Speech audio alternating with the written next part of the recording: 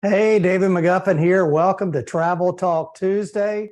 It is already the 7th of March, 2023. Hey, a reminder now, we changed the daylight savings time this weekend on Saturday night at 2 o'clock. So make sure you spring your clock 1 hour forward. And because we're going to Ireland the following week, we get to lose 2 hours of our life doing that because we have to spring our clock forward again when we get to Ireland the next couple of weeks. So that's my problem, not yours. But thank you guys for joining tonight on Travel Talk Tuesday. I've been working the last two Travel Talk Tuesdays on a Dublin Walking Tour that, gosh, I've really had fun researching and putting together. And so tonight, it was going to be the final episode, but boy, time just gets away from me because we're preparing for a tour next week. And so I've got partway through Dublin, at least through Temple Bar and whatnot. But I'm going to give you that much tonight. But before I do that, I want to share the recipe that I prepared last week and ate, which is Irish shepherd's pie. And I want to show you how I did that from scratch, but very, very quickly with some frozen vegetables. So let me share my screen here and get to that. I can't get through with this without Leslie, so thank you, Leslie, for getting me in the right spot. So a little This dark is my place. quick and Here we easy go. recipe for shepherd's pie using all prepared and frozen ingredients. I have some chicken stock, a Coleman Again, shepherd if you're pie watching mix, tonight, some mixed vegetables, chopped I hope the onions, computer sound's coming mashed through potatoes, because I'm not going to and do ground much talking beef over that. of your choice. All of this If is you're kind watching, of give put me a together thumbs very up. That's quickly. great. I take a pan, put it on medium-high heat. Then I put in about 3 or 4 tablespoons of olive oil. You can just adjust this to I. And then add approximately 1/2 to 3/4 cups of frozen chopped onions.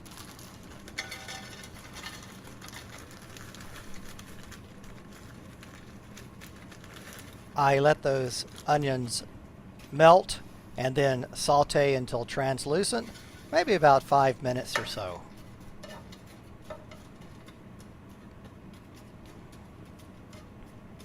Again on medium-high heat. Meanwhile, I take my Coleman's shepherd pie mix and I'm going to mix that with about 1 3/4 cups of chicken broth.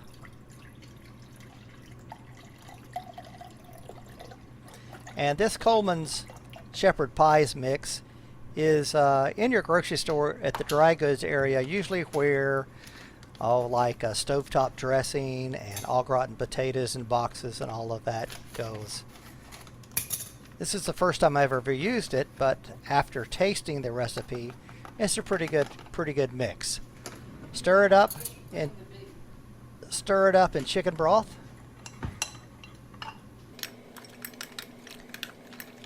Mix the seasoning mix up very well.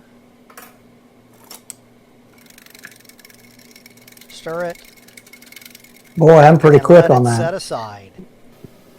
By now, your onions should be sufficiently sauteed. Next, I put in the ground beef, or in this case, ground chuck. Brown it along with the onions until all of the pink's gone and everything's browned.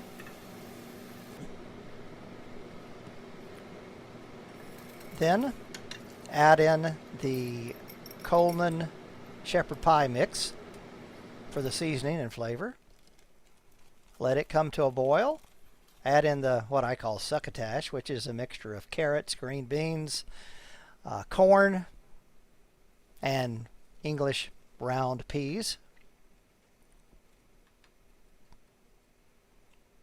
Let that heat up a little bit, come to a boil again.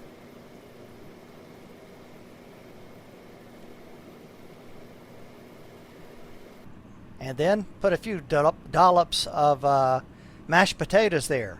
I didn't have enough to go cover the whole pie, but there's 3 of us eating dinner, so that would work, but you should get enough mashed potatoes to cover the entire pie. Put in the oven and bake at about 375 for 30 minutes or less. Bring it out of the oven, and there you have it. It's ready to scoop out and have Irish shepherd pie. After we dug into it, I finally decided to take a final photo, and there it is. I served it along with some au gratin potatoes as well. We didn't really need those, but the menu was delicious. Enjoy Irish shepherd's pie.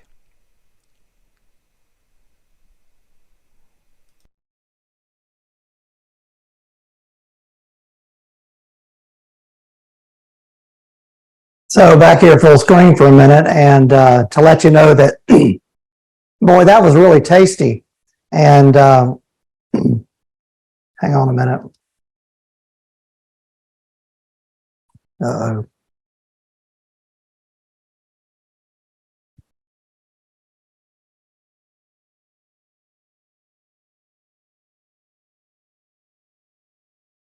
I guess I'm full screen still.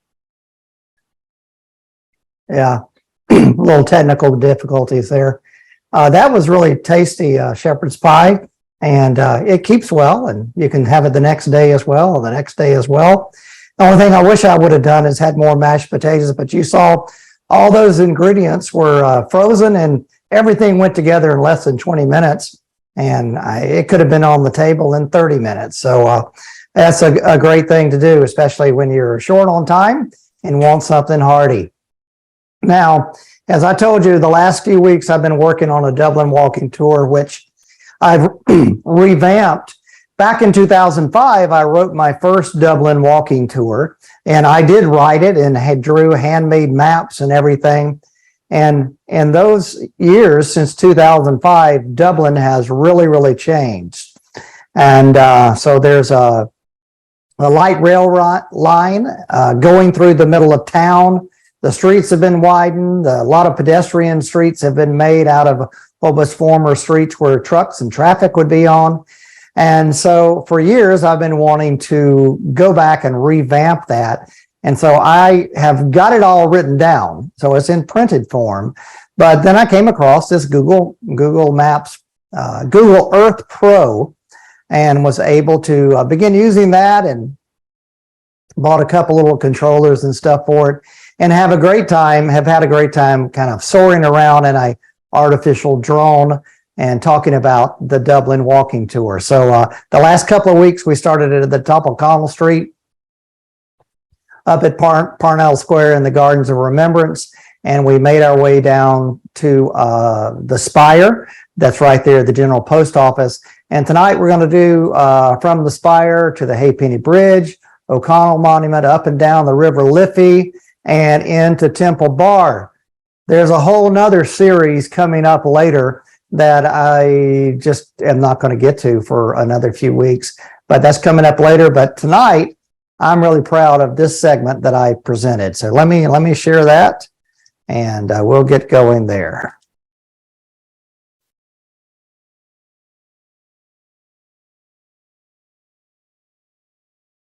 So we ended up at Arbor Hill, at that cemetery where the Patriots for the 1916 uprising remains were just dumped in a mass grave. So we're flying back across town from there back to the Spire on the middle of O'Connell Street at the General Post Office.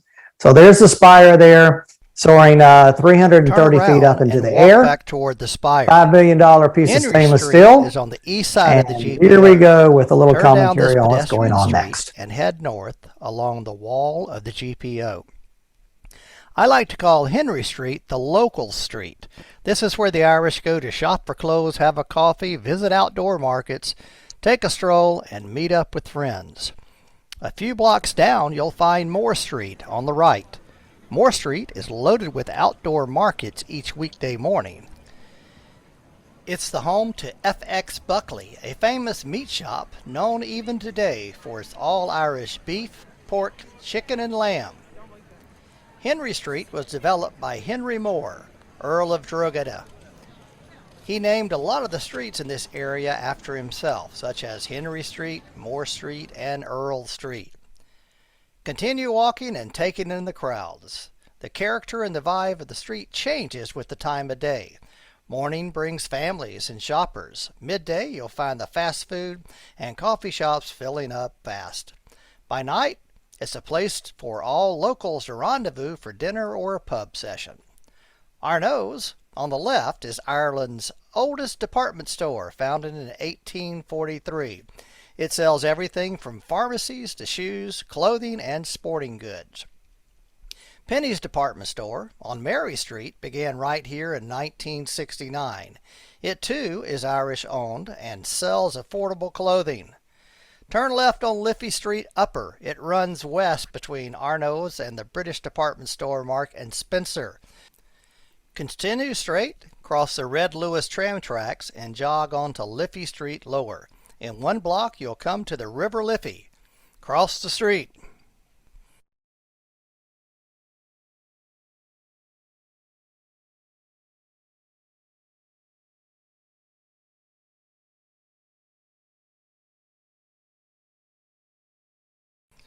The Halfpenny Bridge. This iconic footbridge across the River Liffey opened to the public in 1816. It was originally named the Wellington Bridge after the Dublin-born Duke of Wellington. Before the bridge's construction, there were 7 ferries operating on the river. William Walsh, the ferry operator, let the ferries fall into disrepair and was ordered to either fix the ferries or build a bridge.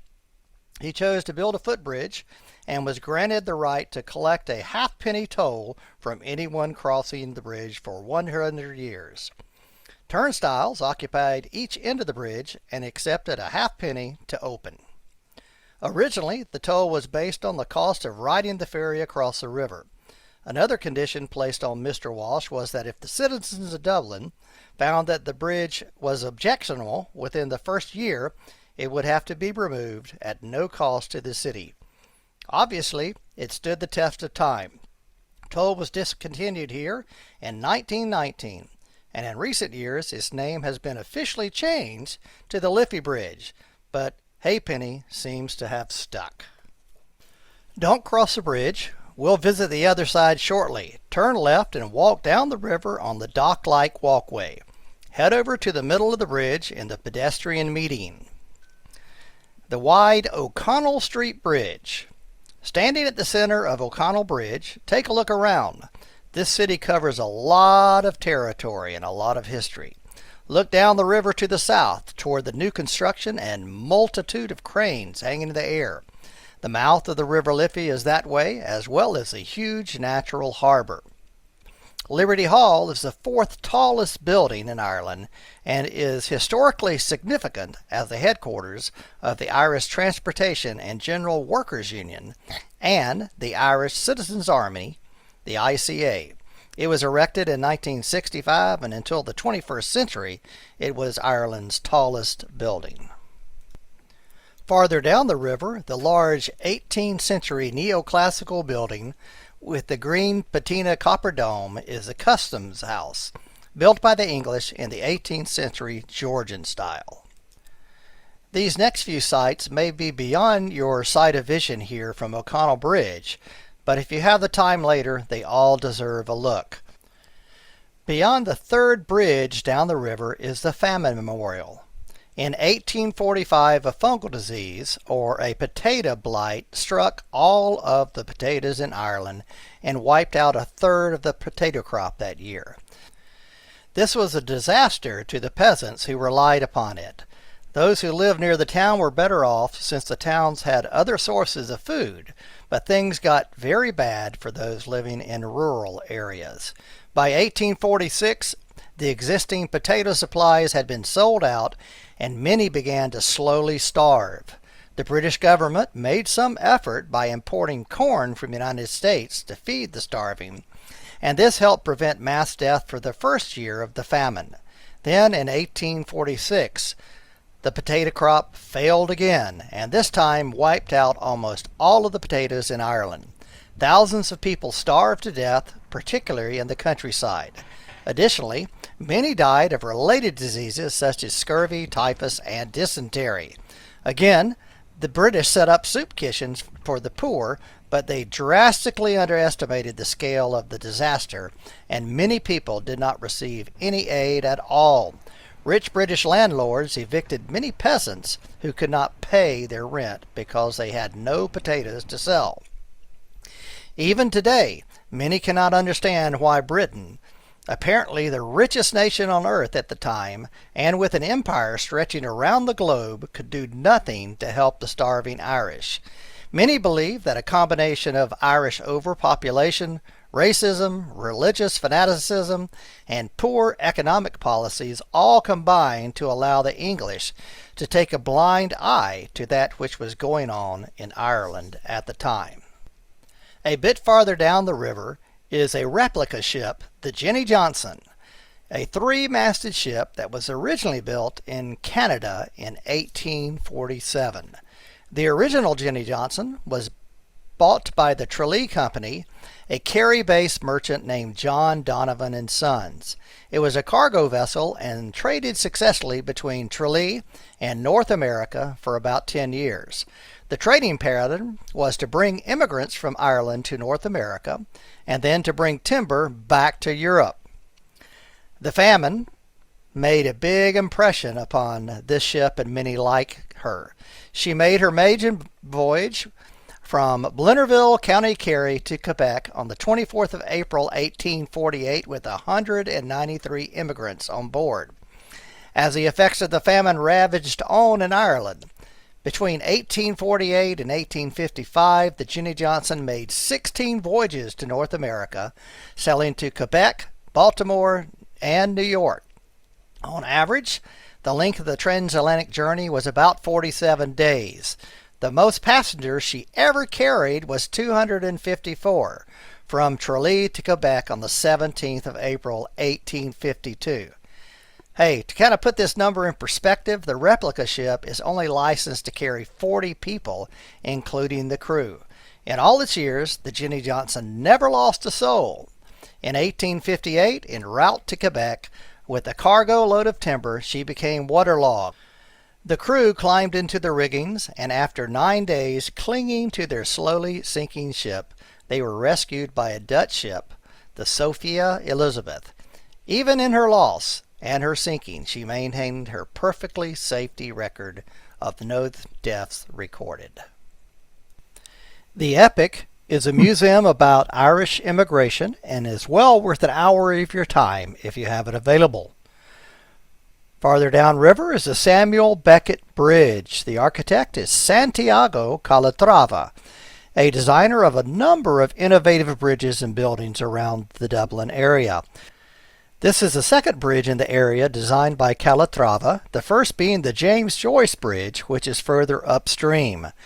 The shape of the span and its cables is said to evoke an image of the Irish harp laying on its side, which is a prolific image and icon of Ireland. Beyond is the Docklands and the Dublin Harbour. This area lay derelict after the recession in 2008. Unfinished, dingy gray concrete towers, facades, and decaying wood forms littered the entire area up here. In recent years, the Docklands have seen a resurgence in construction and gentrification abounds.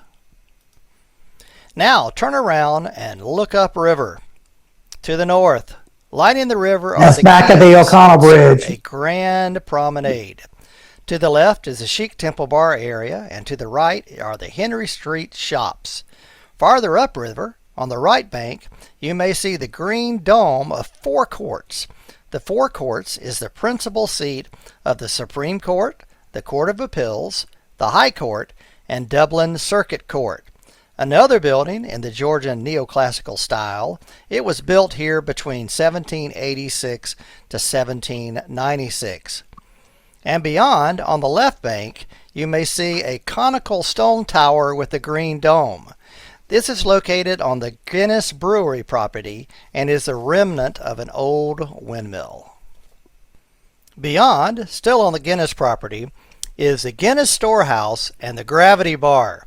This is the #1 tourist attraction in all of Ireland. Here you can pay up to €25 to go in, see a bit about the production of Guinness, and have a pint with great views across County Dublin all the way back to the Wicklow Mountains and out to the Irish Sea.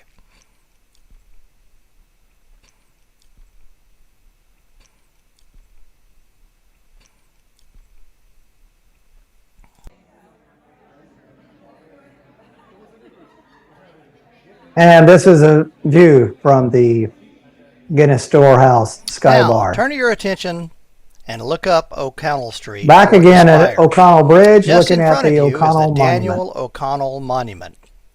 Daniel O'Connell was born in County Kerry on August 6, 1775. Eventually, he became a politician, mayor of Dublin, and member of Parliament. He earned the nickname the Liberator due to his work to secure freedom for the Catholics. O'Connell was able to attend college in France due to his wealthy parents' fortunes. He acquired a good education, but because he was Catholic, he was not allowed to hold a political office or even an important job in Ireland. Britain's laws forbid anyone other than Protestants to hold important positions. O'Connell formed the Catholic Association in 1823. It was an organization whose goal was to work for Catholic emancipation. At Catholic Association meetings and mega rallies, O'Connell spoke charismatically, attracting large crowds of supporters. Then, in 1828, an election was held in County Clare. The people voted him in, and he was elected an MP, a member of Parliament. He argued that since he was duly elected, he should take his seat in Parliament. His support was so vast, the British realized they would have to change the law. So in 1829, the British Parliament passed the Catholic Emancipation Act. Finally, Catholics could sit on the Parliament and hold important jobs. Later, O'Connell took on a new quest to argue that Ireland should have its own Parliament. The Irish rallied to his support. The British did not approve and threw O'Connell in prison for a time. Fighting broke out and the Irish threatened to use violence, but O'Connell insisted on non-violent and peaceful demonstrations. In the end, the British did not back down and little headway was gained. Although he never succeeded with the Irish self-rule, Daniel O'Connell goes down in history as a charismatic leader who helped liberate the island's Catholics. Now, let's look at the monument. This marble and bronze monstrosity was unveiled on August 15, 1882. The monument was designed and...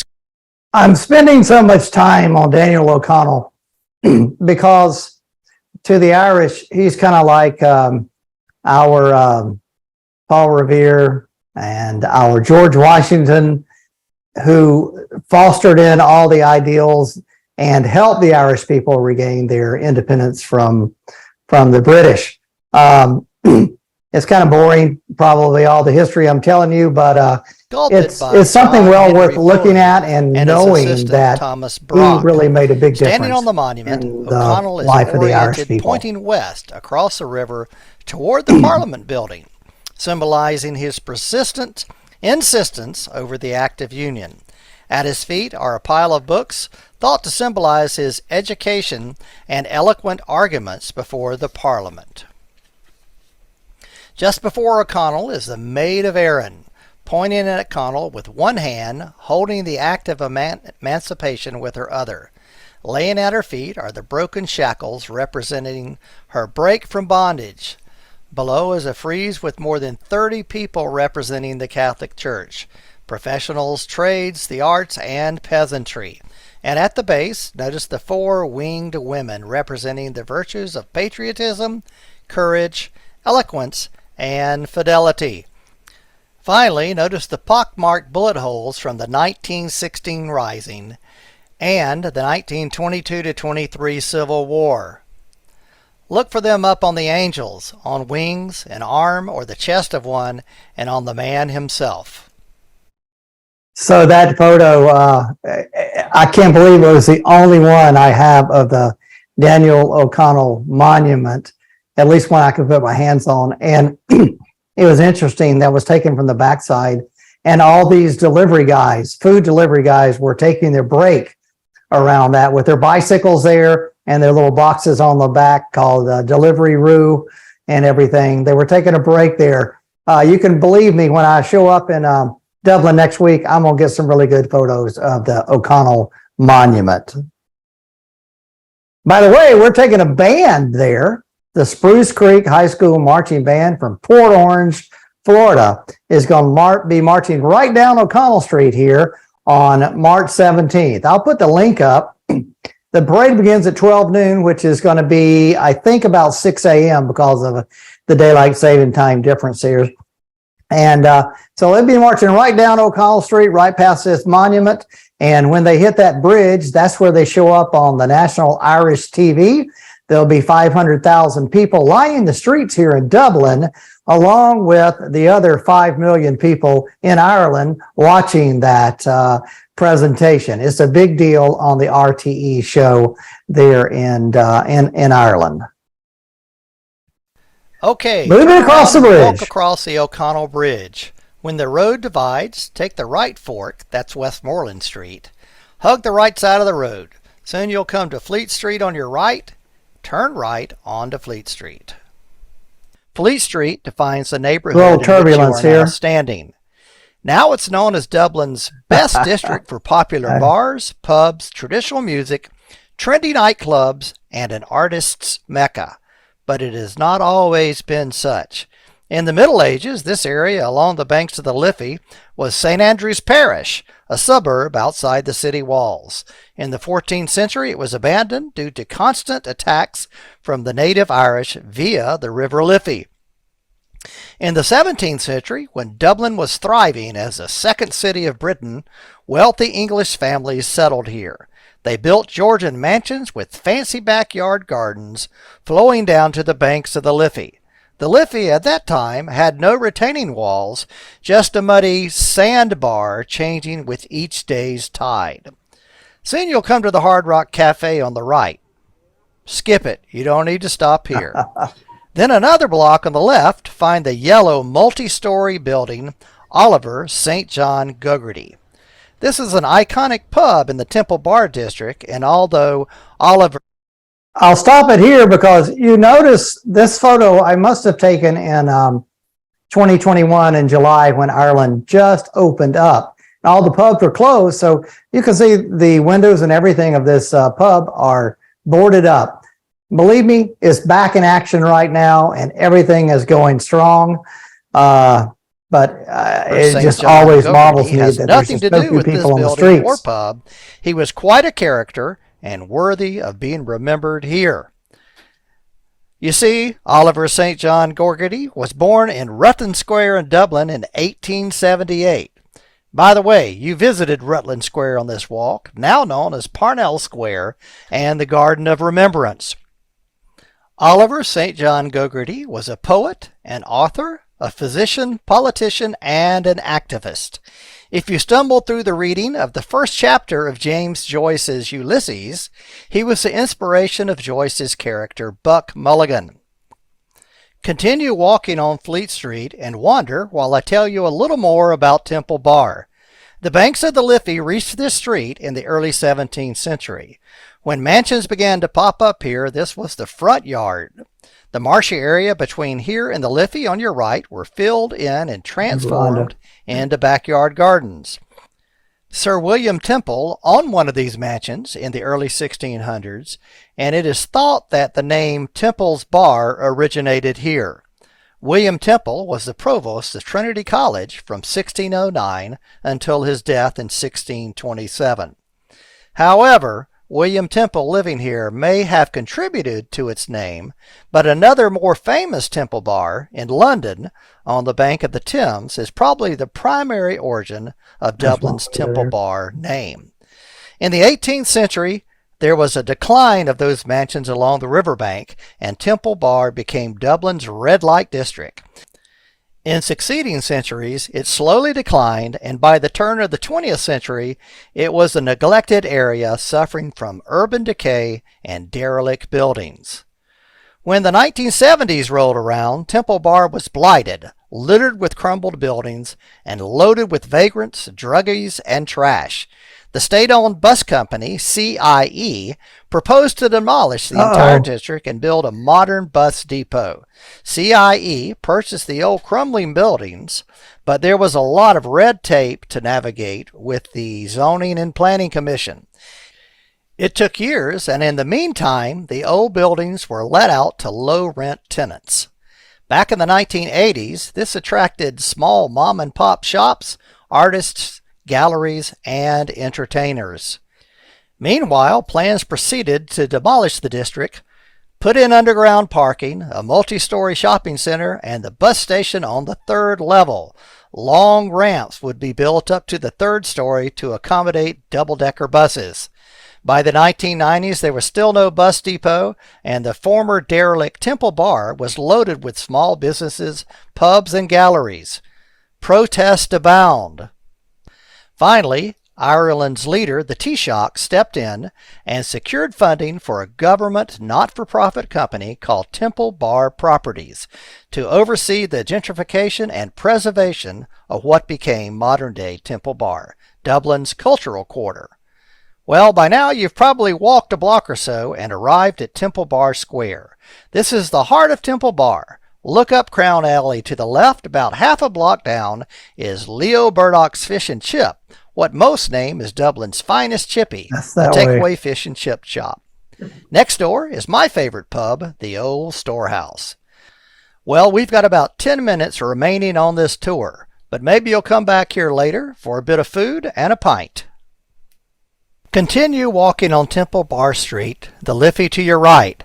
At the end of the square, turn on Found Street lower, walk a block to Cecilia Street, and make a right. Along the way, notice a discreet McDonald's on the right and a UK chain gourmet Burger King on the other side. Most of these buildings here in Temple Bar appear old, but really, they've only been here a couple of decades.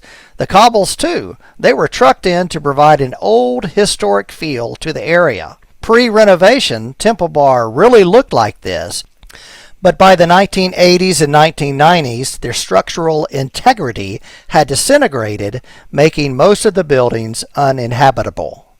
Notice the graffiti and artsy ambiance along the way. Ethnic restaurants, record shops, and empty buildings line this street. The place comes alive at night when people are partying and hurling into the wee hours of the morning. Look left down Crown Street. About halfway on the right is FX Buckley's, a meat cutter's butcher shop institution in Dublin. The original is up on Moore Street, up by the GPO. This once butcher shop is now a restaurant and my favorite steak and chop shop in the area.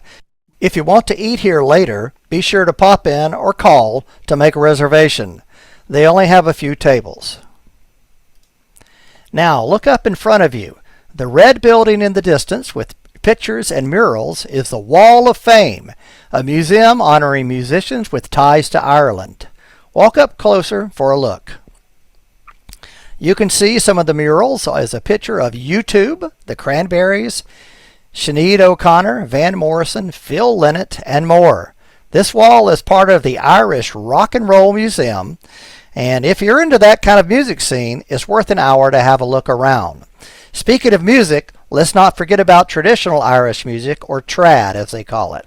Claddagh Records, just up the street, has a treasure trove of records, CDs, and recordings.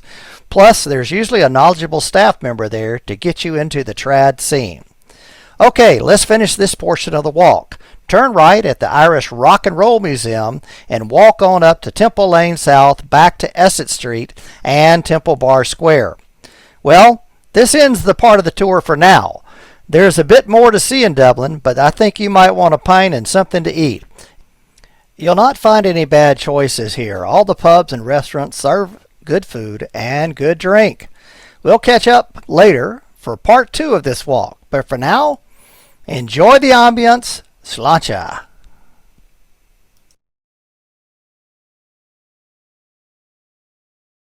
Okay, back here live. I hope you enjoyed that. You know, sometimes I get bogged down in the history and everything, but I'm trying to make this a multi-purpose thing, soaring around looking at whatever's going on here in Dublin, but also to put it in your ears for a walking tour so that it is kind of real time if you're really doing the walk. Gosh, we've got a lot more to do. In future episodes, we're going to visit where the Handles of Messiah was first formed. We're going to visit the Dublin City Hall, Christchurch Cathedral, St. Patrick's Cathedral, Dublin Castle, and then we'll see the statue of Molly Malone, Trinity College, Parliament House, and Grafton Street, and finally ended up in Stephen's Green. Like I said, I've got a group showing up in Ireland next week, and boy, if I've got time tomorrow, I want to finish compiling all that video stuff for those folks to look at before they show up. But we'll see.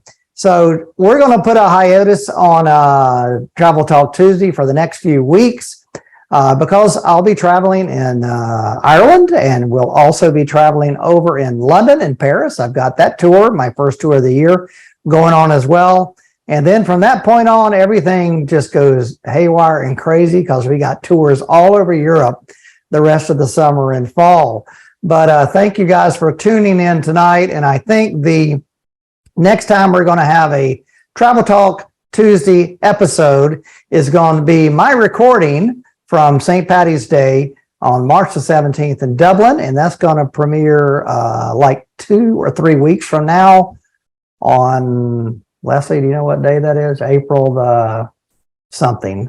Well, it's online. You can find it out at davidmcguffin.com, Travel Talk Tuesday or TTT, and we'll see what it is. But we're looking forward to filming that and having you join us again. You might have seen me cooking behind me as well. I've got we bought a standing rib roast way back at Christmas time, and I put it in the freezer, and I know I'm not going to be here for a while. So it's right there. I've got it going. I hope it's fully prepared with some baked potatoes and asparagus. That's our dinner tonight. Our dinner last week was that shepherd's pie, which was great too.